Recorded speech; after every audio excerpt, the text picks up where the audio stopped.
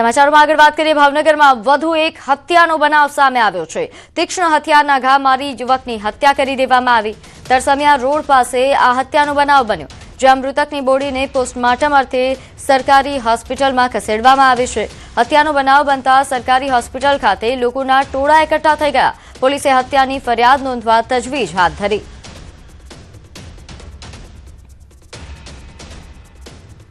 તો ભાવનગરથી આ ઘટના સામે આવી છે। તરસમિયા રોડ પાસે હત્યાનો બનાવ સામે આવ્યો છે।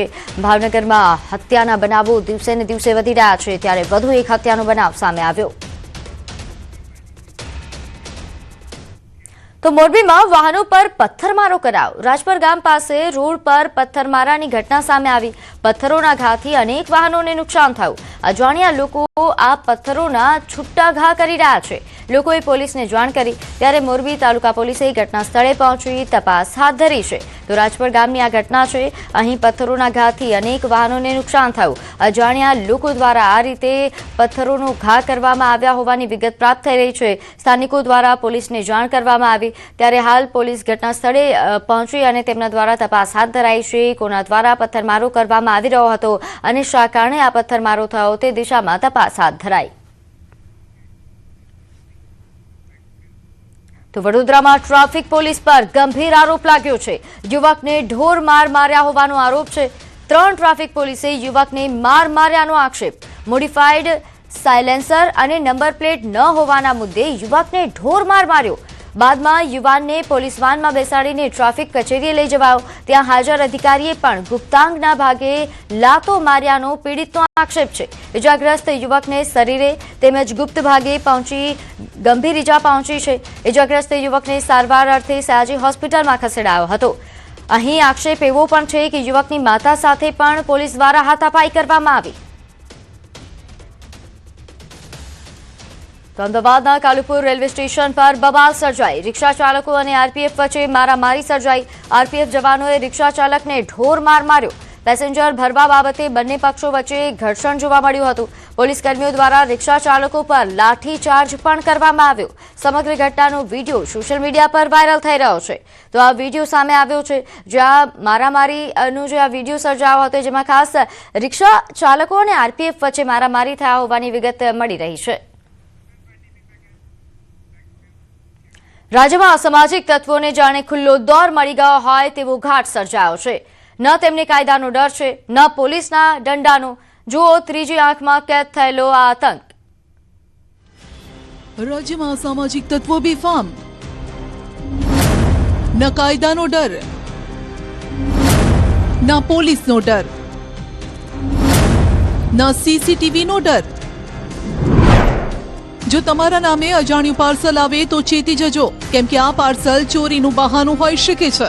વડોદરામાં એક આવી જ ઘટના સામે આવી, જ્યાં પાર્સલ બોય બનીને આવેલા એક ગઠિયાએ વૃદ્ધને નિશાન બનાવ્યા। અકોટા વિસ્તારની રાધાકૃષ્ણ સોસાયટીમાં એક વ્યક્તિ ડિલિવરી બોયના કપડાં પહેરી એક્ટિવા પર આવ્યો।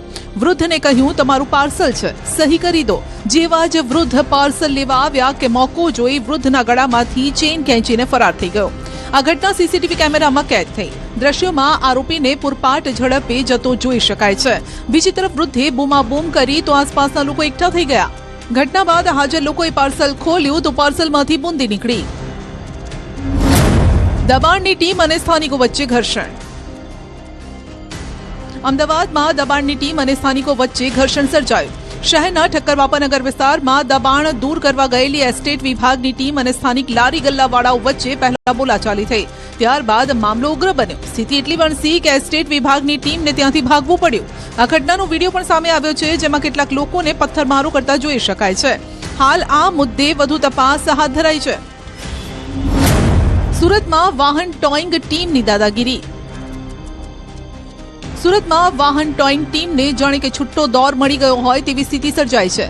ટોઈંગ ટીમની દાદાગીરીનો એક વિડીયો પણ સામે આવ્યો છે। આરોપ છે કે વાહન ઉઠાવનારા વાહન ચાલકને જ ઉઠાવી ગયા। વરાછા વિસ્તારનો આ વિડીયો હોવાનો દાવો છે। આરોપ છે કે પોલીસની હાજરીમાં જ કોન્ટ્રાક્ટ પર ચાલતી ટ્રાફિક ક્રેન કર્મચારીઓએ વાહન ચાલકને માર માર્યો। વાહન ચાલકે વિડીયો બનાવતા મારામારી કરી હોવાનો દાવો છે। એટલું જ નહીં, વાહન ચાલકો વાહન ચાલકને પકડીને ક્રેનમાં બેસાડતા પણ નજરે પડે છે। આ તરફ ચોંકાવનારી વાત એ છે કે સમગ્ર ઘટના દરમિયાન ટ્રાફિક પોલીસ કર્મી મજાથી તમાશો જોતા રહ્યા. વિડીયો વાયરલ થયા બાદ ક્રેનના કર્મચારી વિરુદ્ધ કાર્યવાહીની માંગ ઉઠી છે. મનપાનું બોર્ડ નડ્યું તો ઉખેડી નાખ્યું. ઘટના રાજકોટની છે. રાજકોટમાં કાર પાર્ક કરવા એક શખ્સે કોર્પોરેશનનું બોર્ડ ઉખેડી નાખ્યું હોવાનો દાવો છે. એથ્લેટિક્સ ગ્રાઉન્ડ પાસે રાજકોટ મહાનગરપાલિકાનું બોર્ડ લગાવેલું હતું. આરોપ છે કે કાર ચાલકને કાર પાર્ક કરવામાં આ બોર્ડ નડતું હતું અને પછી તો જાણે કે તે બાહુબલી બની ગયો અને બોર્ડને જોરથી હલાવવા લાગ્યો. આખરે બોર્ડને જમીનમાંથી કાઢીને જ ઝપ લીધો.